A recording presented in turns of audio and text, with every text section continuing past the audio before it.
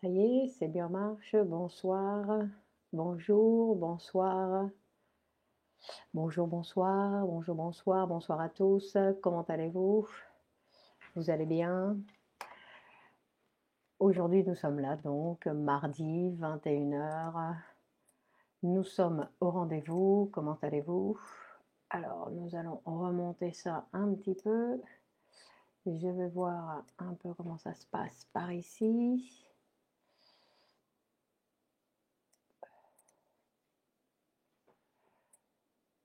Je crois que comme ça, je suis bien posée.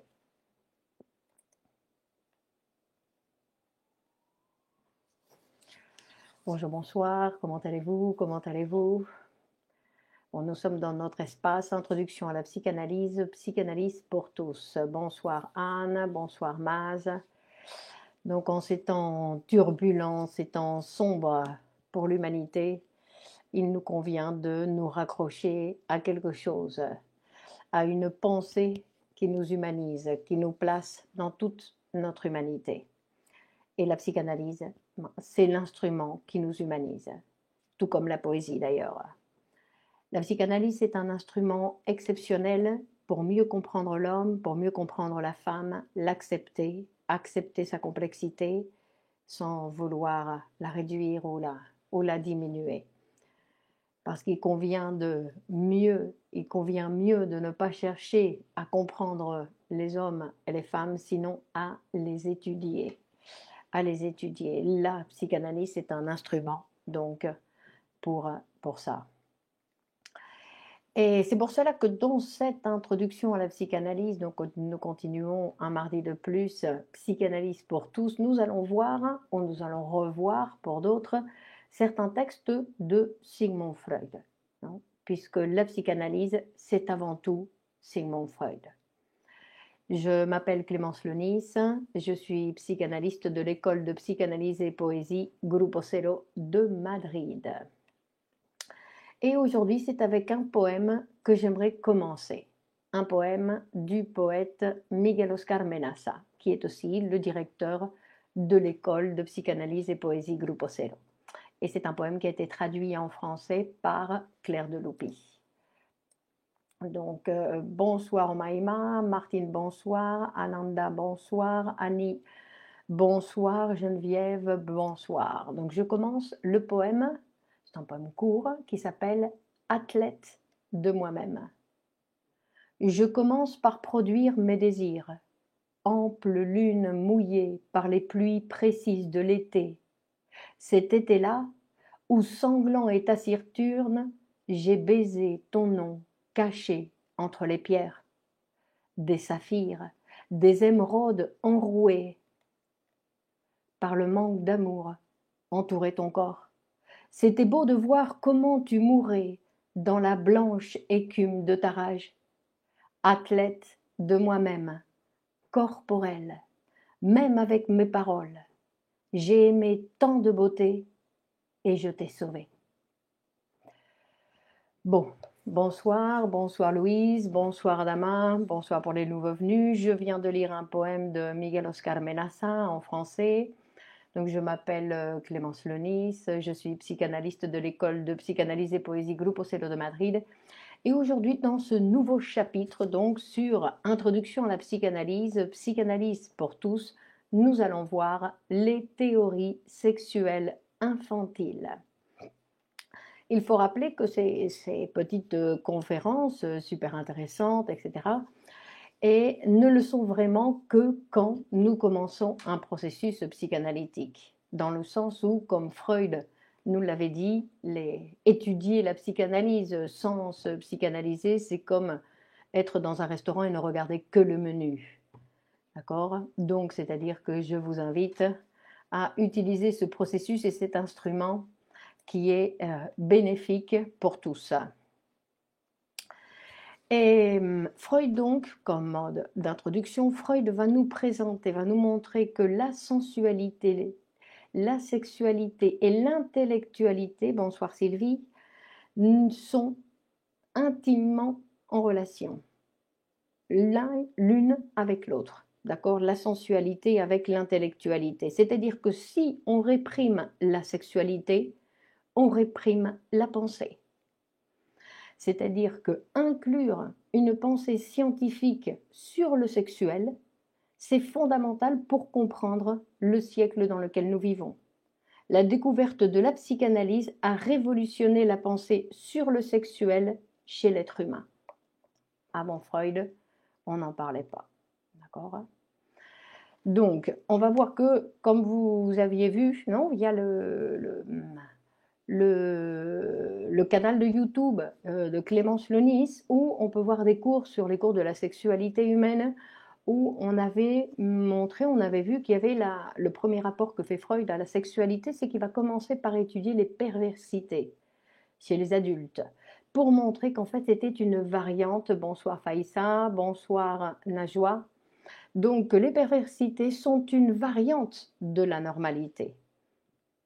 C'est-à-dire qu'il découvre que la sexualité humaine est beaucoup plus ample que ce que l'on peut penser. Et il déduit ça de cette sexualité infantile qui est polymorphe perverse.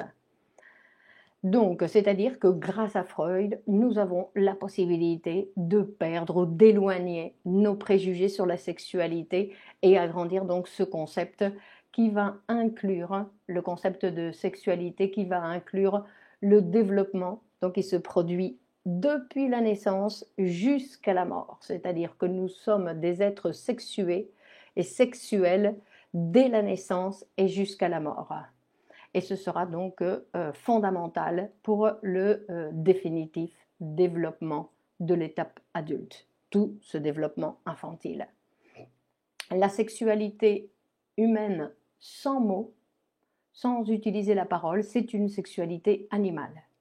C'est pour ça que la psychanalyse de la sexualité est fondamentale pour connaître le développement normal et aussi les troubles. Bonsoir Nadir. Donc il va nous présenter, donc, on va voir donc dans ces théories sexuelles infantiles, on va voir pourquoi il s'intéresse à ces théories sexuelles infantiles, qu'est-ce que ça veut dire les théories sexuelles infantiles, parce que quand on parle de théories sexuelles infantiles, on fait référence aux images que les enfants vont mettre à leur développement sexuel, et que ces images sont en relation avec le développement de leur constitution. D'accord ? Ça va en parallèle. Donc le matériel que va nous présenter Freud ici dans ce texte, il va nous présenter, il va nous dire que premièrement, c'est un matériel qui peut être, que lui, il a utilisé 3 sources pour trouver le matériel qu'il va nous présenter aujourd'hui. La première source, c'est l'observation directe des enfants. Et il va nous dire que si nous étions un petit peu plus observateurs et un peu moins stricts, on va dire, dans notre façon de regarder les enfants, avec moins de préjugés, nous pourrions voir tout ce qu'il va nous montrer aujourd'hui. C'est-à-dire que les enfants, en général, ne cachent rien, sinon qu'ils partagent avec les adultes où ils ne vont pas cacher, ils vont le montrer un petit peu leur développement sexuel.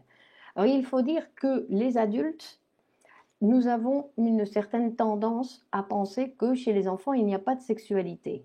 C'est-à-dire que où nous utilisons la théorie psychanalytique qui nous dit si, il y a une sexualité chez l'enfant, sinon l'adulte a tendance à penser qu'il n'y a pas de sexualité chez l'enfant. Pourquoi ? Parce que nous sommes passés par ce processus amnésique, non ? Cette période latente de notre sexualité, puisque la sexualité humaine va se développer en 3 parties. Il y a ce développement infantile, ensuite il y a cette période amnésique, et ensuite il y a la troisième période qui est la puberté. D'accord ? Et donc cette amnésie, qu'est-ce qu'elle fait ? Elle nous fait oublier tout ce qui s'est passé avant. Nous oublions absolument toute notre sexualité, et heureusement. Mais disons que c'est pour ça que c'est nécessaire d'une théorie qui nous rappelle que même si nous l'avons oubliée, elle existe. Et elle est encore bien présente en plus. Parce que ce que va nous dire Freud, c'est que c'est quelque chose qui continue à être à fleur de peau, pour dire quelque chose, Louis. Même chez beaucoup d'adultes. De quoi vous parlez, Louis ? Même chez beaucoup d'adultes, quoi ? Donc, il va nous dire que les 3 sources qu'il va utiliser, c'est premièrement l'observation directe, de regarder les enfants, comment ils font. Ensuite, il a écouté donc les gens qui faisaient référence à leurs souvenirs. Et en plus, après, il a écouté ses patients. Ses patients.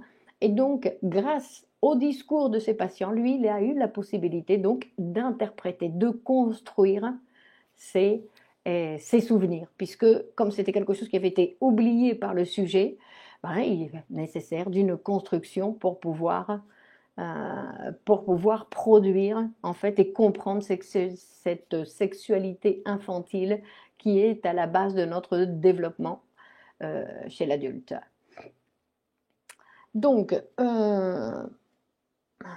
il va dire, et c'est vrai que lui va faire référence un peu, il va dire, on peut critiquer en disant, voilà, que le matériel que j'ai utilisé, c'est du matériel de patient, donc on peut considérer que les patients sont des névrosés, alors que Freud va nous dire que la psychanalyse, il n'est pas nécessaire d'être malade pour se psychanalyser.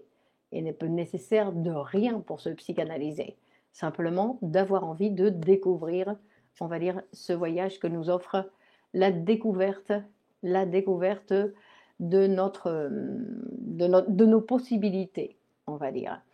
Puisqu'il va justement dans ce texte, bonsoir Yous, dans ce texte, il va nous dire que les névrosés sont des hommes tout comme les autres. C'est-à-dire qu'il n'y a pas de différence entre une personne saine et une personne névrosée au niveau psychique. Que l'appareil psychique d'une personne névrosée et l'appareil psychique d'une personne saine, c'est le même. C'est-à-dire qu'il va déjà, donc, puisque c'est un texte de 1908, en 1908, il va dire qu'il n'y a pas de dégénération dans l'appareil psychique. Il n'y a pas de dégénération, même s'il y a un névrosé qui présente de nombreux symptômes, son appareil psychique est en bonne santé, son appareil psychique n'a pas de dégénération. Qu'est-ce que ça veut dire? Qu'il n'est pas abîmé, qu'il n'y a rien à réparer, que tout est là, que tous les éléments sont là, simplement c'est on va dire, une nouvelle organisation qu'il faut pouvoir mobiliser pour que le sujet puisse abandonner certaines pratiques ou en commencer d'autres, ou les deux choses en même temps, non? On va dire. Et donc, il va dire que chez les enfants, de toute façon, rarement on peut voir la différence entre ces enfants qui deviendront des névrosés à l'âge adulte et ces enfants qui arriveront à se débrouiller, bonsoir Sam, qui arriveront à se débrouiller avec un développement plus ou moins normal dans la réalité.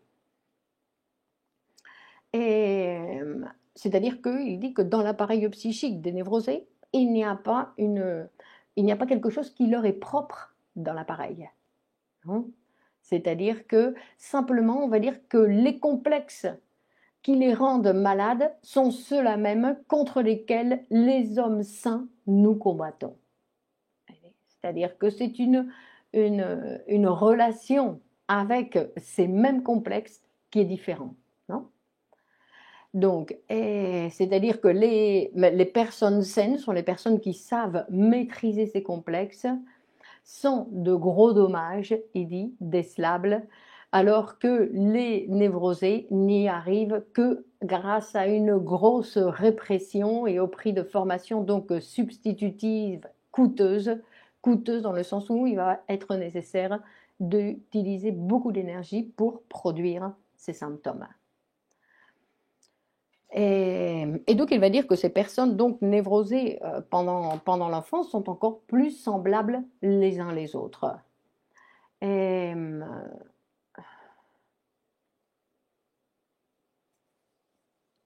mais il dit, ce qui est très intéressant avec les névrosés, c'est que justement les névrosés, ils ont tendance à exagérer certains mécanismes.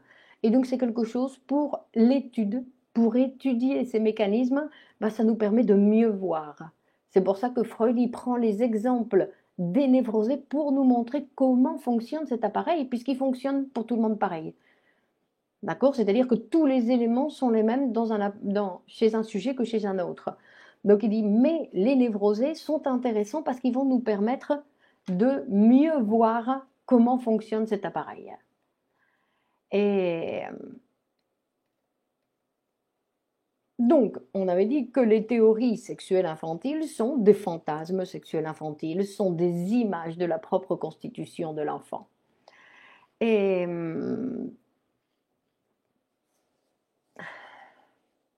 et donc, cette connaissance des théories, parce que pourquoi on va étudier ces théories sexuelles infantiles?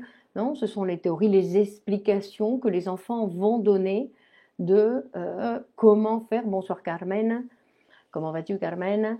Que ces explications que les enfants vont construire pour essayer de découvrir, non, d'où viennent les enfants. Parce que Freud va nous dire que la première question que va fabriquer un enfant, la première question qu'il va se faire, c'est d'où viennent les enfants. Et que c'est une question qui va se faire parce que pour un intérêt égoïste. C'est parce qu'il y a le petit frère, la petite sœur qui va arriver, qui va venir troubler tout ce confort qu'il a, cette attention, non, vers son sujet unique de la part de ses parents.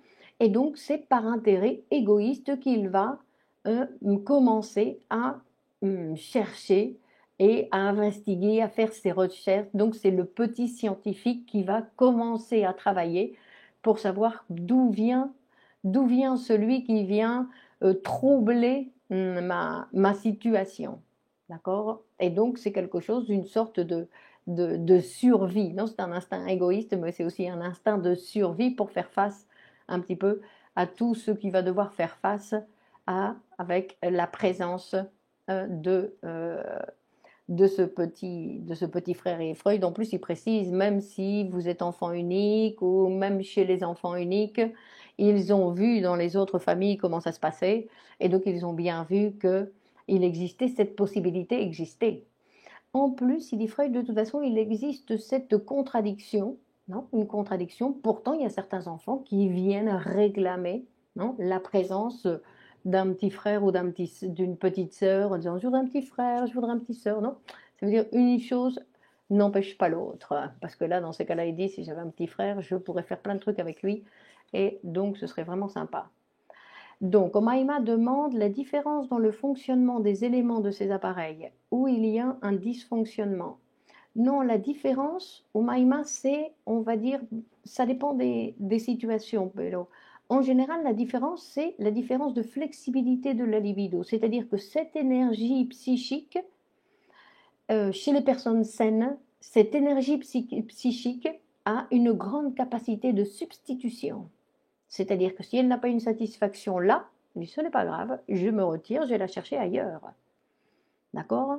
Tandis que le névrosé, non. Le névrosé, il reste bloqué. Donc, il utilise toujours les mêmes mécanismes. Il a tendance, non, à cette répétition de quelque chose qui ne le satisfait pas dans la conscience, mais qu'il a donc tendance à répéter, puisqu'il a tendance à répéter. Donc, la psychanalyse, ce qu'elle propose, c'est une mobilisation de cette énergie pour ne pas rester un an avec le bateau ancré toujours au même port, sinon de pouvoir lever, mettre les voiles et lever l'ancre.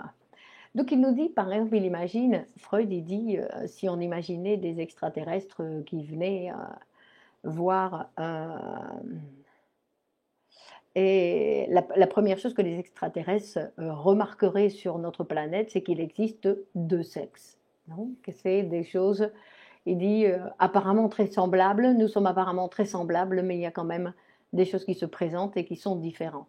Et il dit qu'il verrait bien donc la première chose. Pourtant, l'enfant, c'est pas ce qu'il va voir premièrement. Non, que la première question, c'est pour ça que Freud dit, il dit la première question, ce n'est pas ah, il y a des hommes et des femmes, parce que lui, il est né au sein d'une famille avec un papa et maman, donc il a déjà des références, non, avec de manières différentes, on va dire, parce que pour l'instant, chez le bébé, chez l'enfant, la différence sexuelle n'existe pas. Non, la différence sexuelle, ça va être une construction que le sujet va devoir faire. Donc, on voit que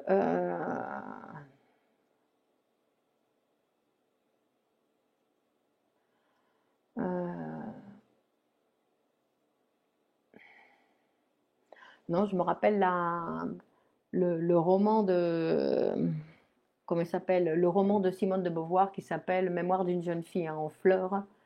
et elle commence le livre, donc elle va raconter un petit peu sa vie. Et attendez, je cherche un petit peu d'eau.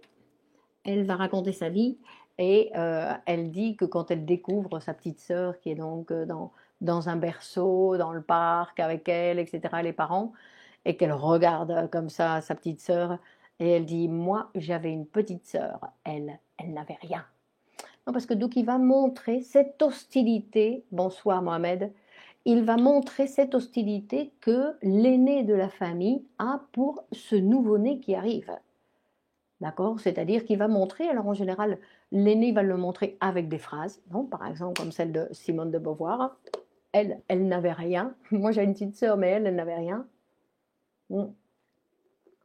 Et il dit même que certaines fois, il y a certains attentats de la part de l'aîné contre ce petit qui vient, non? Et que c'est une élaboration. D'accord? Parce qu'il y a de nombreux parents qui disent non, non, mon fils n'est pas jaloux, ma fille n'est pas jalouse, elle a très bien accueilli. Bien sûr, elle a cette ambiguïté. D'accord? Et là, je suis très contente de voir celui qui arrive et en même temps, j'ai énormément d'hostilité parce qu'il vient troubler et en plus, définitivement, il va s'installer au sein de la famille. Donc, tout ça pour dire qu'à partir de là, notre petit enfant va devenir un petit scientifique qui va chercher des réponses à ces questions. D'où viennent les enfants, non? C'est-à-dire que le nouveau venu va éveiller, non? Va aiguiser sa faculté de penser. Donc on va dire le petit frère, la petite sœur, elle est vraiment la bienvenue puisqu'elle va participer, elle va provoquer tout ça, non? Donc, il dit aussi, il va préciser, il va dire que quand la différence d'âge, non, est plus grande que 2-3 ans, quand il commence à avoir 5-6 ans, ben, cette hostilité envers le nouveau venu diminue aussi énormément, non? Et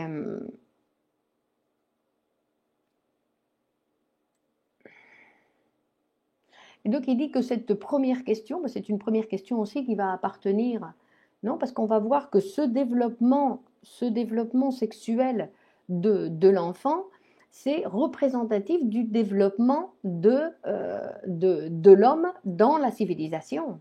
C'est-à-dire qu'on va voir et on va retrouver, non, un grand nombre d'énigmes dans des mythes et des légendes, non, qui font référence à cette même question, d'où viennent les enfants? Parce que l'enfant, il il se pose cette question de la même façon que l'homme primitif s'est posé cette question. Et par exemple, il va nous dire, par exemple,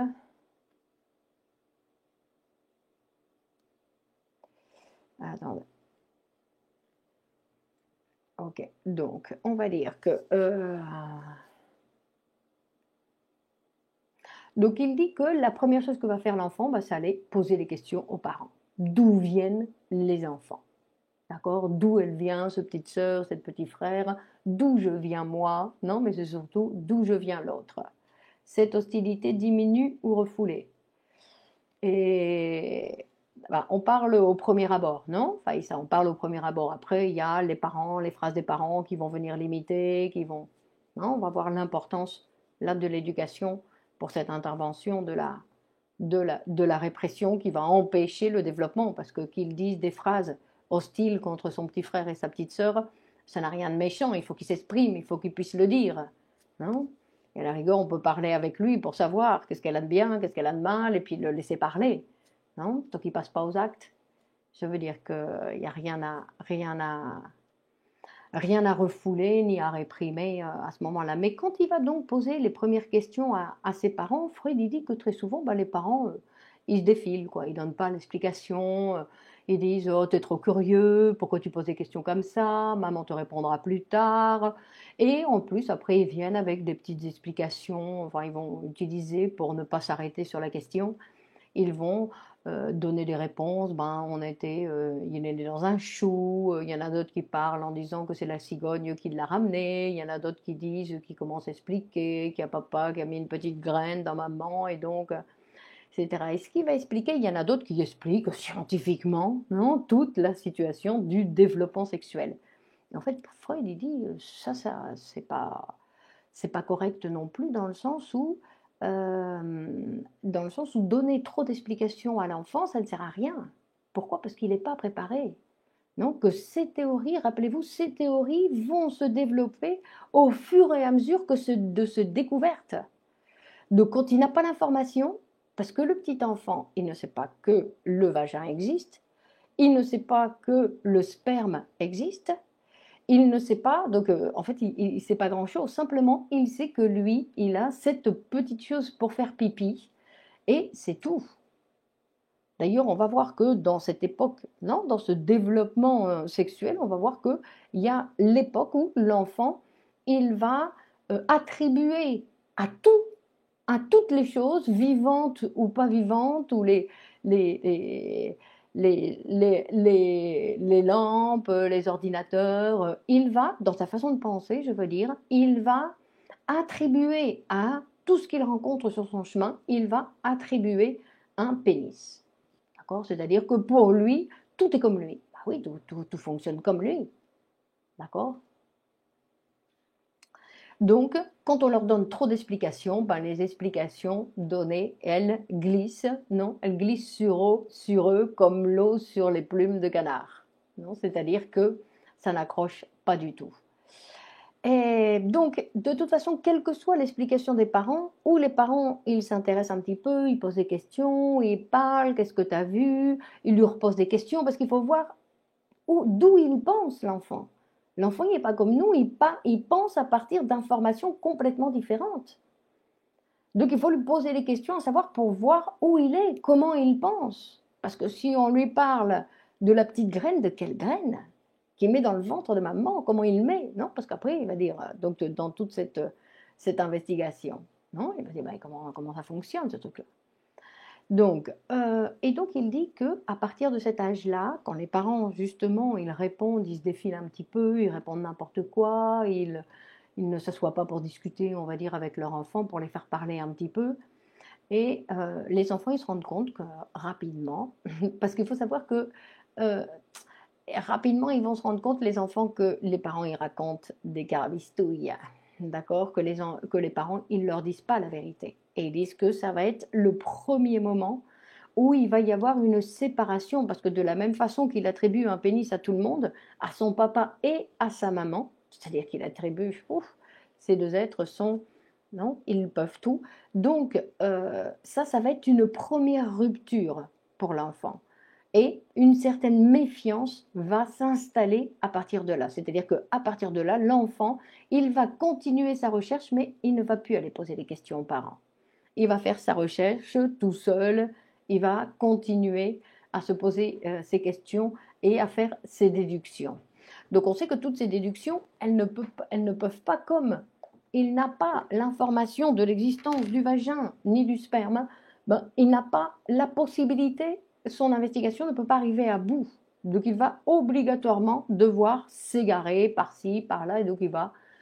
mais ça va être un développement qui va être donc en parallèle avec son développement, c'est-à-dire que quand euh, il va être au moment de cette pulsion anale où on va pouvoir, donc il a 1 an et demi, 2 ans, ou je ne sais plus exactement, on va pouvoir, on va l'envoyer sur le pot pour faire caca. Ben, à ce moment-là, il y a donc toute la pulsion anale qui va se développer, et donc avec elle, c'est parce que pour l'enfant, le caca représente une partie de son propre corps. Et c'est le seul trou qu'il connaît. Et qui pense que donc les mamans, les papas, tout le monde a ce même trou. C'est-à-dire qu'il va penser que, non, que lui aussi peut avoir un enfant. Pas seulement que les mamans, sinon que les papas aussi. Hmm. Donc il va nous raconter un exemple, Freud, en disant qu'on lui a raconté un petit garçon, on lui avait dit que c'était la cigogne qui avait ramené sa petite sœur. Donc lui, il a dit, bon, bah, allez, je vais aller vérifier. Donc ça veut dire qu'il ne croyait pas, non, à ce que disaient ses parents. Et il est parti à côté du lac, ils habitaient dans la campagne, il est parti à côté du lac qui se trouvait à côté de la maison. On l'avait cherché pendant je ne sais pas combien de temps. Et quand tu lui as demandé qu'est-ce qu'il fait là, il dit ben, je suis venu voir pour voir quand la cigogne va rapporter les autres enfants. non? Donc on voit toute son élaboration, comment toute son énergie, elle est mise là-dedans. Bonsoir Simona. Non? Toute son énergie, elle est mise, elle est placée pour pouvoir trouver l'énigme. Non? Donc, et donc là, à partir de là, ils vont donc continuer d'une façon plus discrète, on va dire, leur investigation. Euh, Et il va nous faire référence aussi au cas, donc un cas clinique que Freud a présenté, qui est le cas clinique de le petit Hans, où c'est un cas très intéressant, donc pour montrer un petit peu ce développement chez l'enfant, où Freud il avait accordé avec le papa du petit Hans, donc il y avait 2 ans et demi, 3 ans quand il a commencé, il avait accordé donc avec le papa que le papa devait tout lui raconter. Donc le papa a commencé à tout observer chez son enfant pour l'écrire et le raconter, le rapporter à Freud. C'est-à-dire que Freud, il n'écoutait pas directement l'enfant, sinon qu'il passait pour ce que le papa venait lui montrer. Et donc, et grâce à ce petit Hans, donc qui est un cas très instructif pour nous, puisqu'il nous montre d'une façon beaucoup plus directe que de devoir passer avec le patient qui va raconter ses souvenirs, qui va... Non. Et où il raconte donc que le petit Hans, il avait vu très clairement qu'il avait il connaissait très bien que la maman, elle était enceinte, elle avait un gros ventre, et quand la petite sœur, elle est arrivée, le grand ventre, il n'était plus là. D'accord? C'est-à-dire qu'il s'était bien rendu compte, mais ça ne veut pas dire, mais comment il avait fait pour arriver là, et comment il était rentré dans le ventre, et comment il était sorti. D'accord? Donc, voilà toutes les questions que l'enfant va se faire. Donc, et donc ce qu'on va voir, c'est que donc toute cette recherche qu'il va faire, où il a la possibilité de parler avec son père parce que son père ou sa mère ou quelqu'un qui l'écoute pour partager ses découvertes, ou sinon, tout ça c'est du matériel où il va continuer son investigation, mais en secret. D'accord? C'est-à-dire qu'il ne va plus le partager, ça va être en secret et qu'il peut succomber donc plus tard à une répression, c'est-à-dire à un oubli. C'est-à-dire que tout ce développement dont on est en train de parler aujourd'hui, ce soir, nous sommes tous passés par ce même développement, par ces mêmes questions. Après, toutes les réponses sont un petit peu différentes selon, non? Selon les... J'ai lu un cas d'une petite fille qui, comme on lui avait raconté que ben, c'était l'histoire de que papa il mettait une graine dans maman et qu'à partir de là il pouvait pousser le bébé, etc.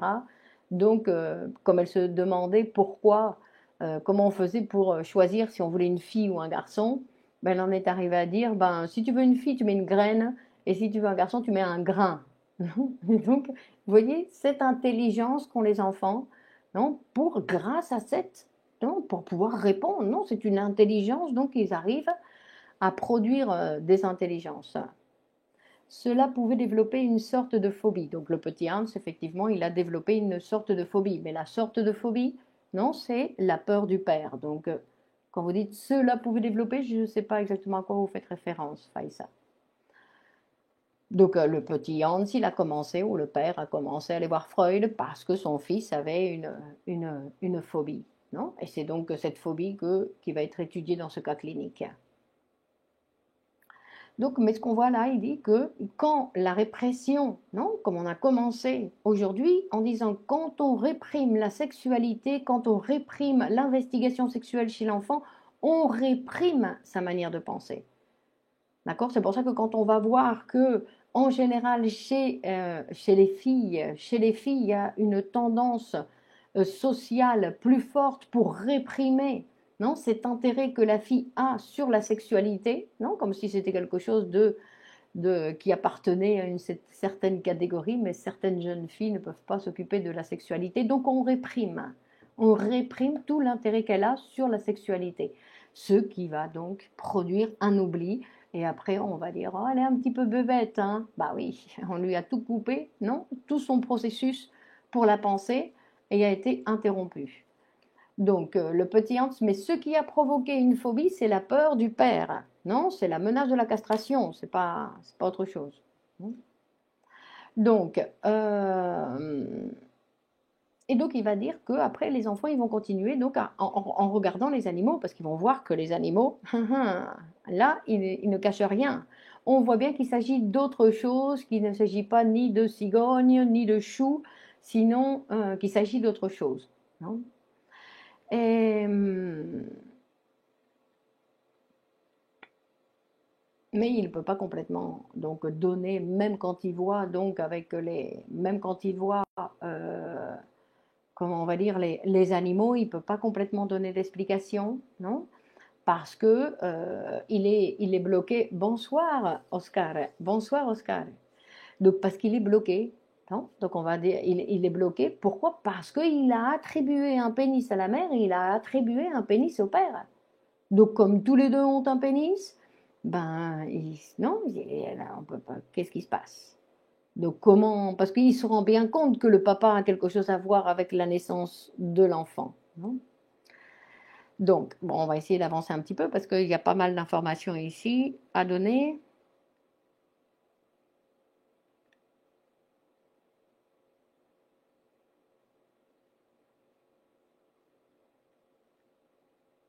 Donc, il va nous expliquer que le petit enfant, ben, il sent bien, premièrement, il se touche, non? Il se touche les parties génitales, il se touche la petite chose pour faire pipi. On réprime ou on refoule, quelle est la différence? On réprime, on va dire. On réprime.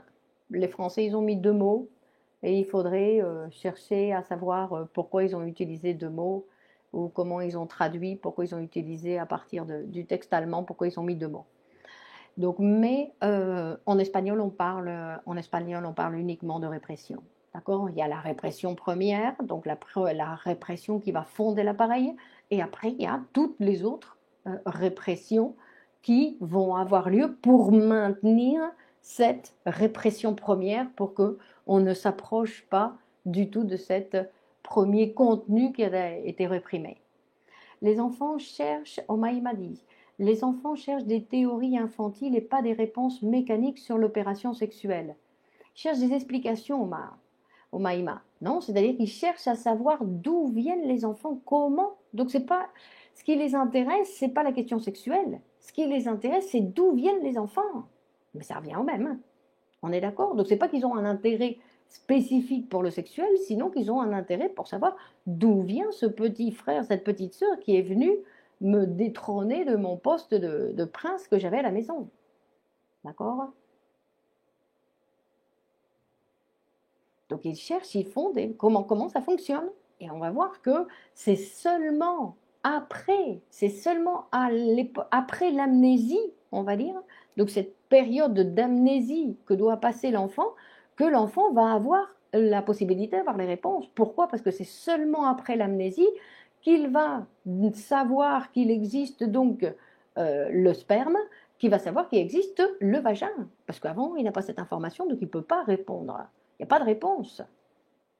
Il n'y a pas de réponse ni mécanique sur l'opération sexuelle, comme vous dites. Il n'y a pas de réponse. Donc, on disait que le petit enfant, comme il se touche, et en plus, quand il se touche, il voit bien que on ne le regarde pas en lui souriant et en lui disant c'est bien ce que tu fais. Sinon, tout le contraire. C'est-à-dire que socialement, il y a un regard, il y a une phrase, il y a quelque chose qui va venir montrer au petit enfant que se toucher, se donner du plaisir comme il adore, ce n'est pas correct.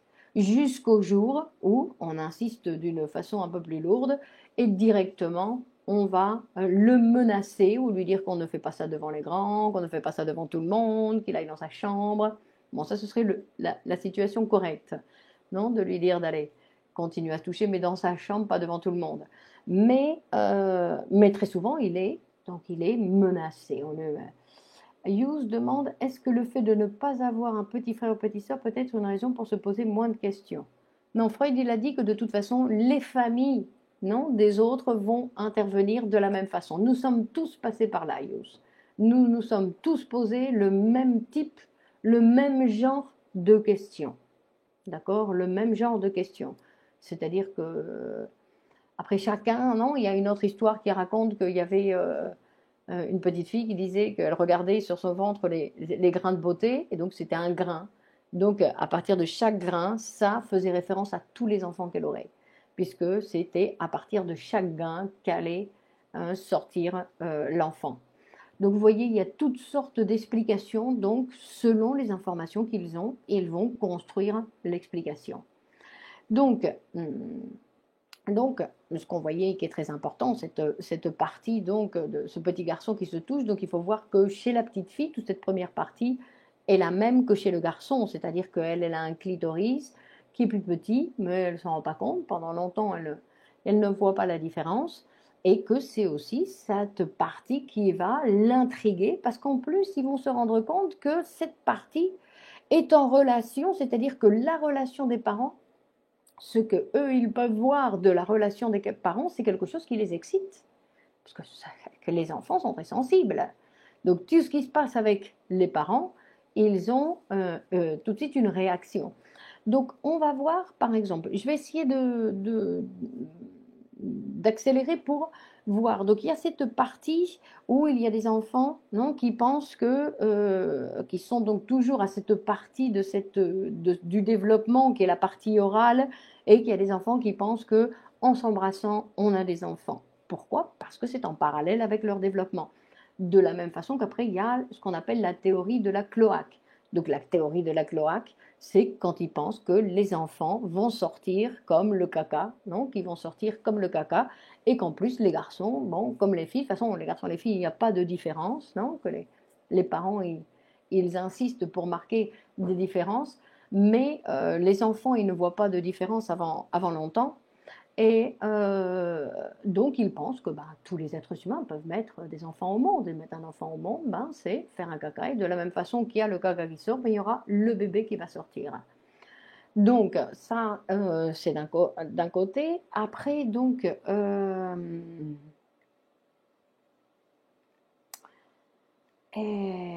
alors, attendez, je vais regarder. On est où ici? Donc on disait que pour la petite fille, c'était le même développement. Donc il arrive un moment où on va leur interdire de se toucher, qu'ils ne peuvent plus se toucher. Et il va y avoir un moment aussi où donc il va devoir se rendre compte que la petite fille, elle n'a pas. Donc la petite fille, il va se rendre compte, donc il ne va pas s'en rendre compte rapidement. Donc c'est pas parce qu'il l'a vu qu'il s'en rend compte. Non, non, non, non. Il laisse pas mal de temps passer.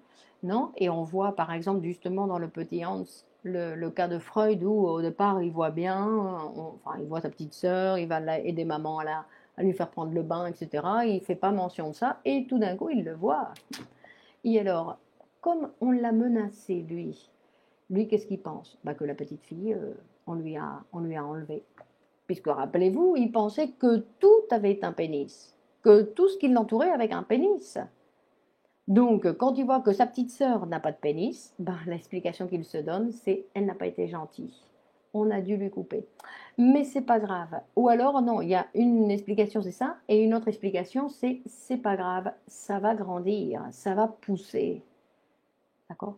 Donc tous ces éléments-là qui pensent, non, on pense, parce que le problème de ces théories, c'est qu'elles ont été réprimées. C'est-à-dire qu'elles sont en nous, elles vivent en nous, mais de façon réprimée. Donc c'est un contenu et un matériel réprimé. D'accord? C'est-à-dire qu'elles continuent à vivre en nous, c'est-à-dire qu'on continue, certaines personnes continuent à penser, parce qu'après, il y a, dans ce développement de la libido, quand on arrive à la puberté, tout n'est pas gagné. Tout n'est pas gagné. Donc il faut passer la puberté, continuer, mais face à certaines difficultés dans la vie du sujet, il peut y avoir besoin que le sujet, face à la difficulté, ce qu'il va faire, c'est qu'il va régresser. Et quand il régresse où? À ces théories infantiles. Non? Et il y a je veux dire, par exemple, on le voit, Freud, il va nous le montrer dans les rêves. Il va nous dire que dans les rêves, le sujet, il peut rêver qu'il est avec une femme merveilleuse, très belle, etc. Et quand il commence à, à la déshabiller pour faire l'amour avec elle, il voit qu'elle a un gros pénis. Et du coup, il se réveille en sursaut, non? Donc ça, c'est théorie sexuelle infantile. Et dans les rêves, c'est du matériel qui apparaît non, chez les sujets qui apparaissent, puisque c'est un matériel qui a existé et qui a été réprimé. Faïssa demande, concernant l'information sexuelle orientée aux adolescents handicapés ou autistes, on trouve des difficultés à leur expliquer le phénomène de la sexualité d'une façon simple et juste. Mais je ne sais pas s'il faut leur expliquer ou leur poser des questions. Non, parler avec eux. Oui, Ayat, même les objets ont un pénis. Donc, il faut parler avec les adolescents handicapés, il faut parler. Et en plus, peut-être qu'il y en a certains qui savent beaucoup plus que ce qu'on imagine, mais rappelez-vous, tout ce qui est sexuel, parce que le sujet ne parle pas de sa sexualité, l'adolescent, il ne parle pas de ce qu'il voit. Hein. Pourquoi? Parce que l'adulte ne lui permet pas. Si l'adulte, il a, lui, non, une certaine liberté pour parler des faits sexuels, l'adolescent, il va se permettre d'en parler. D'accord? C'est-à-dire que quand les parents ne veulent pas entendre parler de ces choses sexuelles ou qu'ils ont leur propre sexualité en partie réprimée, c'est très difficile après de ne pas être réprimé avec les enfants, n'est-ce pas? Non? C'est pour ça que tout part d'abord. Quand on dit oui, on va apporter des enfants aux psychanalystes, des enfants aux psychologues, non, ce sont les parents qui doivent passer par le psychologue. Ce sont les parents qui doivent passer par le psychanalyste. C'est quand le père, la mère peuvent libérer leur sexualité en parlant, messieurs, dames, en parlant, qu'elles vont avoir amélioré leur relation avec leur enfant et pouvoir les écouter d'une autre façon, pouvoir écouter les enfants d'une autre façon et se positionner face à eux d'une autre façon. Que les enfants sont des petits en formation, ce sont des petits en formation qui ne comprennent pas les mêmes choses que nous, qui n'ont pas les mêmes raisons, qui n'ont pas les mêmes limites, qui ont tout à construire. Sylvie demande pourquoi il a réprimé. Il a réprimé à cause de la menace. D'accord? C'est-à-dire que dans le développement de l'enfant, bonsoir Toufik, dans le développement de l'enfant, il y a ce moment où il y a quelque chose où on va lui dire non. Alors ce non peut arriver sur différents lieux, mais il y a un non qui va venir freiner, un non qui est représentatif, un non qui vient lui dire avec ta maman tu peux pas. Parce que sa maman c'est ton grand amour, et donc on va devoir le freiner, et que obligatoirement on va devoir le freiner. Donc il va recevoir un non, on va dire non, ce n'est pas possible. Donc à partir de là, ça c'est la répression primordiale qui va fonder son appareil, où il va dire, parce que face à ce non, il y est associé donc la menace. C'est-à-dire qu'on lui dit, ou enfin ça, c'est toujours en relation avec les théories sexuelles, d'accord? Parce que ça n'a pas obligatoirement eu lieu dans la vie réelle. Mais ce que lui, il comprend, c'est si je continue à me toucher, c'est-à-dire que si je continue à me masturber, non? Parce que se toucher, comme le font les enfants, c'est une masturbation infantile. Donc l'enfant continue à se masturber, on le menace, on dit tu ne peux pas te toucher, si tu continues à te toucher, on va te couper. De là, il voit la petite fille, il dit ouh, ça lui a coupé. Donc au début, il essaye de se réconforter en disant non mais c'est parce qu'elle ça va se développer, ça va arriver après. Non, ça va pousser. Ou après, il dit non, on lui a coupé parce qu'elle a été méchante. Ou elle n'a pas été gentille. D'accord? C'est-à-dire que face à cette menace, donc il doit choisir. Ou je garde mon pénis et je renonce à ma mère. Et c'est ce que les enfants font.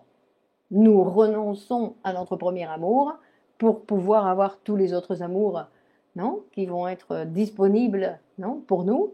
Donc on renonce à ce premier amour et donc on réprime. Donc pourquoi, non? On dit que c'est un acte narcissique dans le temps où c'est une protection. C'est une protection pour garder son membre.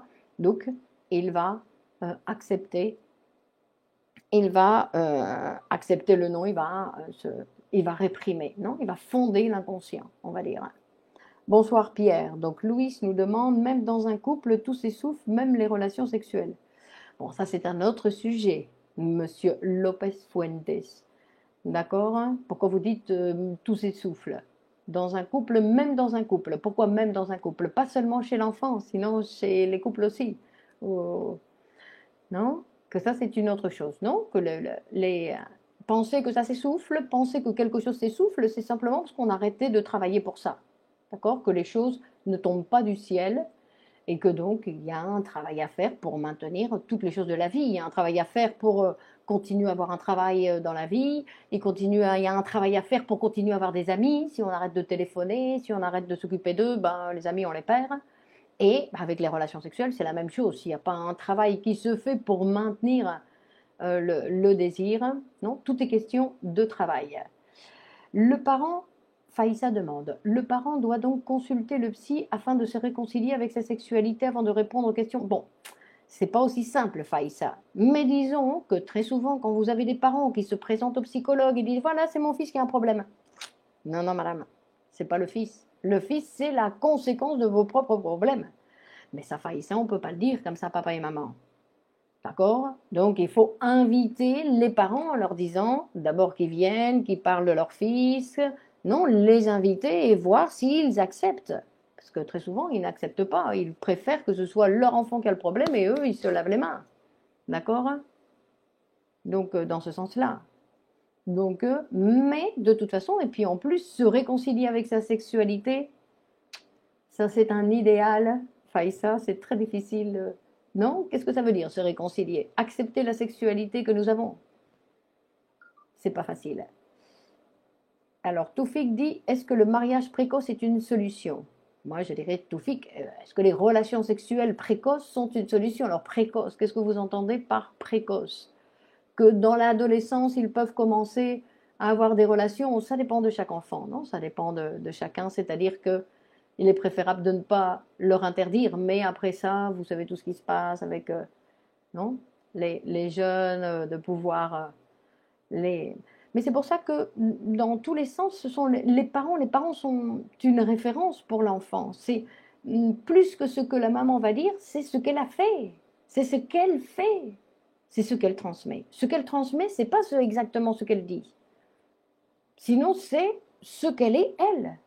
C'est dans ce qu'elle est, elle, qu'elle transmet à sa fille des choses. Vous voyez qu'il y a des jeunes filles qui tombent enceintes à 20 ans, et puis tout d'un coup, on parle avec la jeune fille, puis sa maman aussi, elle l'a eu à 20 ans. Tiens, elle refait la même histoire. Donc, vous voyez, non, ce sont des choses où, pour une raison ou pour une autre, c'est quelque chose qui s'est transmis entre eux, pour vous montrer qu'il y a des choses qui se transmettent, même si on n'en parle pas, parce que très certainement, la maman, elle a dit « Fais pas comme moi, n'aie pas des enfants à 20 ans, tu vois, et pourtant, boum, la fille, elle tombe, et elle fait comme maman lui avait dit de ne pas faire.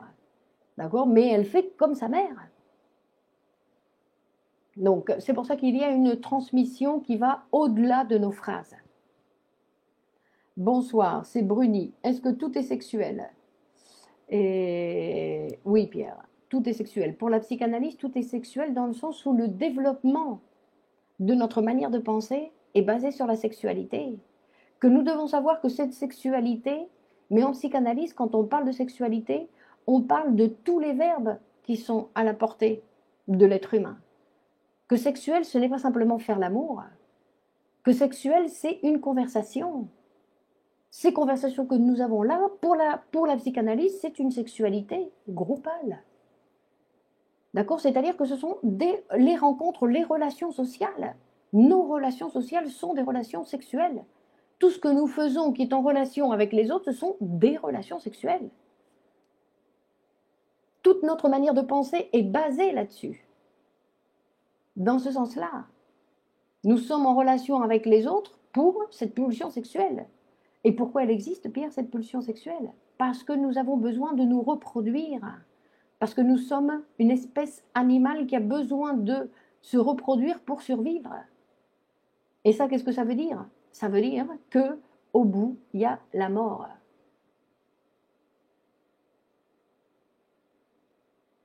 Donc, sexualité ne se réduit pas à la généralité. Está bueno el lapsus, là, vous avez un petit lapsus.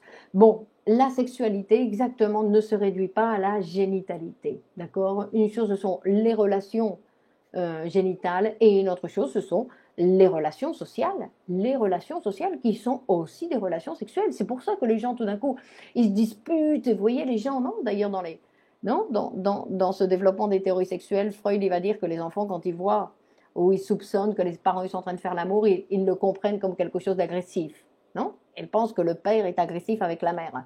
Et de la même façon, quand il entend ses parents se disputer à la maison, etc., il dit, bah voilà, ça commence comme ça, et après, dans le lit, dans la chambre, ils vont continuer, mais d'une autre manière.